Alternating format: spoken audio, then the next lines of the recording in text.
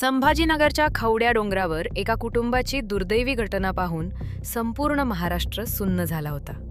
आता या घटनेला 48 तासांपेक्षा जास्त कालावधी उलटलेला असतानाच याच्यामध्ये एका तिसऱ्या व्यक्तीची माहिती उघडकीस आली. घटना घडली तेव्हा मुलाला आयफोन घेतला होता. त्याचे हप्ते थकले म्हणून वडिलांशी भांडण झालं. त्यावेळेस काहींना वाटलं वडिलांची चूक, तर काहींना वाटलं आईने जास्त लाड केला म्हणून आईची चूक. पण आता अशा तिसऱ्या व्यक्तीची माहिती उघडकीस आली की ज्याने या प्रकरणाची दिशाच पूर्णतः बदलून टाकली. आई नाही, वडील नाही, चूक होती तिसऱ्या व्यक्तीची. खरं तर घटना घडल्यात आली तेव्हा सांगण्यात आलं की घरात गरिबी होती. मुलाला तरी फोन घेऊन दिला, हप्ते थकले.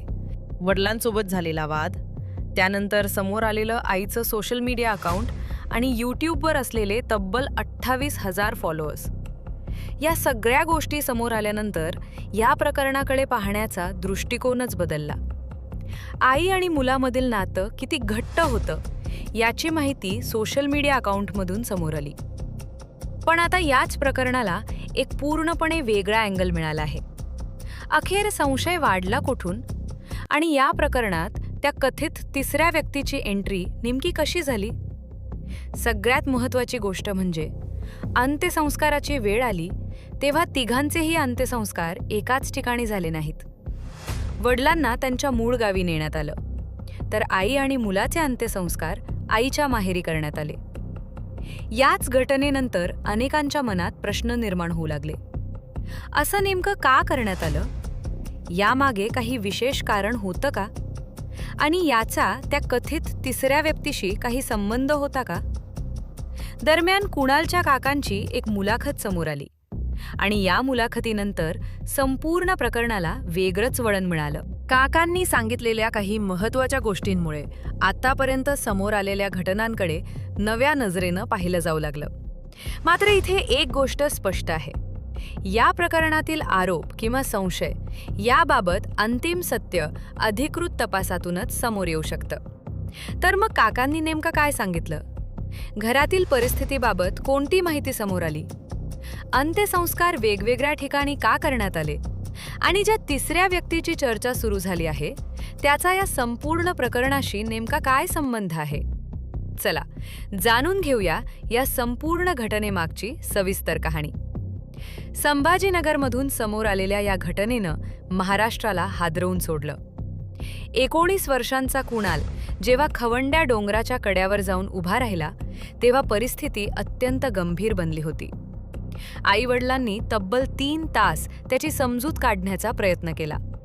त्याला परत आणण्यासाठी दोघेही आटोकाट प्रयत्न करत होते. पण एका क्षणात परिस्थिती हाताबाहेर गेली.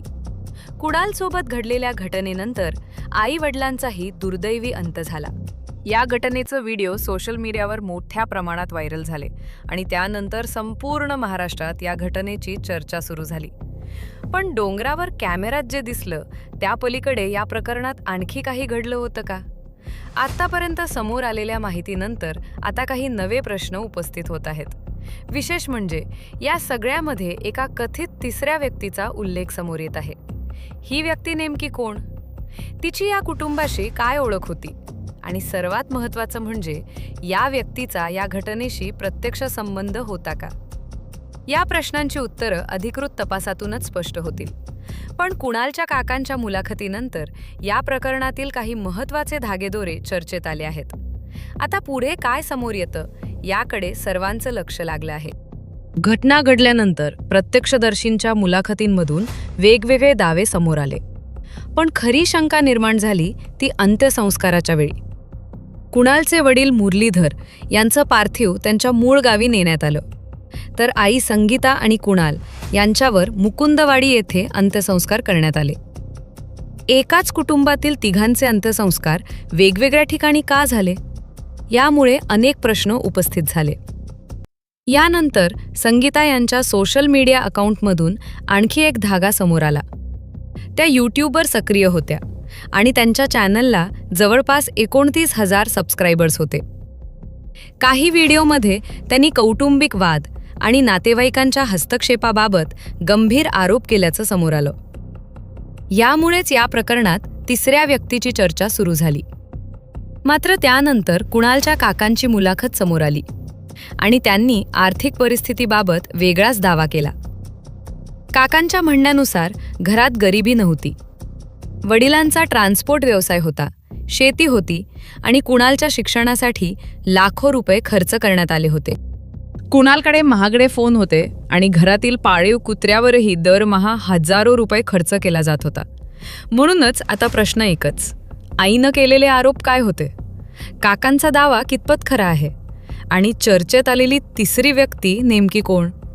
या प्रश्नांची खरी उत्तरं अधिकृत तपासातूनच स्पष्ट होणार आहेत. त्यामुळे फोनच्या हप्त्यांमुळेच ही घटना घडली हा दावा चुकीचा असल्याचं कुणालच्या काकांचं म्हणणं होतं. त्यांच्या या माहितीमुळे संपूर्ण प्रकरणाची दिशा बदलली. काकांच्या मते घरातील आई-वडिलांमधील तणाव कुणाल सतत पाहत होता. अभ्यासात हुशार असलेल्या कुणालवर या अस्वस्थ वातावरणाचा मानसिक परिणाम झाला असावा. राग आणि संतापाच्या भरात त्याने डोंगरावर जाण्याचा निर्णय घेतला असावा, असा काकांचा अंदाज होता. पण आता सर्वात मोठा प्रश्न होता, ती कथित तिसरी व्यक्ती नेमकी कोण? आईचं सोशल मीडिया अकाउंट, वेगवेगळ्या ठिकाणी झालेले अंत्यसंस्कार आणि काकांनी दिलेली माहिती यामुळे प्रकरणाचा तपास आता वेगळ्या दिशेने वळला. याच दरम्यान कुटुंबातील वडिलोपार्जित जमिनीच्या वाटणीचा वाद समोर आल्याचं सांगितलं जात आहे. कुटुंबातील जमिनीच्या काही हिस्स्यावरून नातेवाईकांमध्ये मतभेद होते आणि याच कारणामुळे पती-पत्नीमध्येही वाद होत असल्याची माहिती समोर आली. या कौटुंबिक तणावाचा परिणाम कुणालच्या मानसिक अवस्थेवर झाला होता का? हा प्रश्नही आता तपासाचा भाग बनला आहे. दरम्यान पोलिसांकडूनही या प्रकरणातील सर्व शक्यता तपासल्या जात आहेत. फोन, सोशल मीडिया अकाउंट आणि कौटुंबिक वादाशी संबंधित माहितीची पडताळणी सुरू आहे. कौटुंबिक किंवा मानसिक कारणांचा या घटनेशी संबंध असण्याची शक्यताही तपासली जात आहे. पण आईने तिच्या व्हिडिओमध्ये केलेला तो दावा अजूनही सर्वात मोठा प्रश्न बनून राहतो. एक व्यक्ती आमच्या संसारात विष कालवत आहे. मग ती व्यक्ती कोण होती? तिचा या कुटुंबाशी नेमका काय संबंध होता?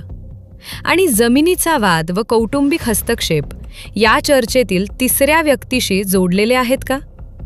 याबाबत सोशल मीडियावर अनेक दावे केले जात असले तरी अंतिम सत्य अधिकृत पोलीस तपासानंतरच समोर येईल.